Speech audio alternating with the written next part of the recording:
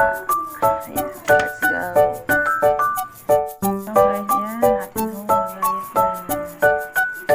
Nagayat na natin ang karne.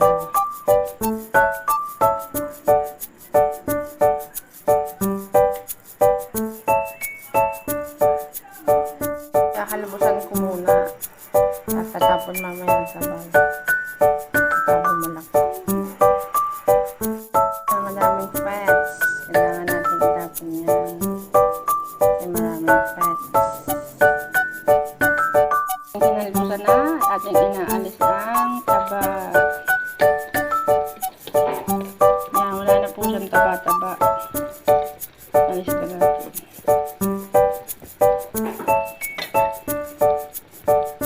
Tayo maggagayat ng repolyo tsaka potato. Ay, ito ba naman ang asawa? Ang alay sinig ang aking pabili. Sabi ko yung may corn nilaga ang luluto ay di bumalik pa sa palengke. Ay, gusto ko nga ay nilaga. Ito sinig ang binili. Yung mga sili-sili pa eh. Pare ko bumalik sa palengke. Ang repolyo natin ay pinag-apat lamang. At ang ating potato ay 6 lamang. 6 na iwa. Ang ating ano lang corn. Ano kung laki naman nabiling rin. Paano saan ganda din?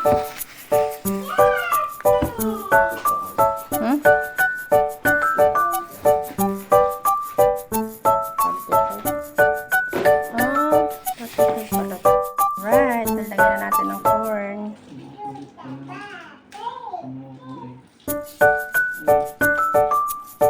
Guys, nalagyan na natin ng ating potato. Lambot na.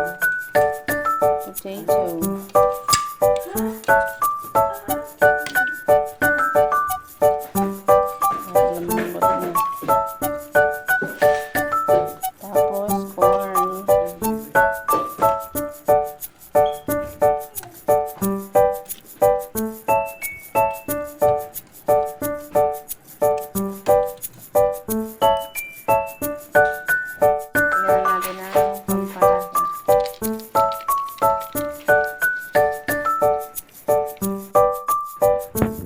Dati ka lang nalagay ang cabbage. Pwede ilagay na. Cabbage. Tingnan nyo, malambot na po ang corn at karne. Ilagay na po natin ang cabbage. Pinag-apat lang po natin ang cabbage. Hindi naman kasi lumambot ang cabbage.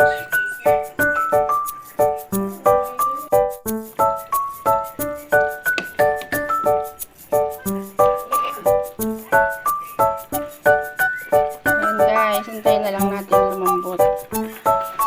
Maya-maya nga lamang daw, ay pwede na tayo kumain. Ay, magluluto nga pala nito mag-iisang oras. 45 minutes bago lumambot.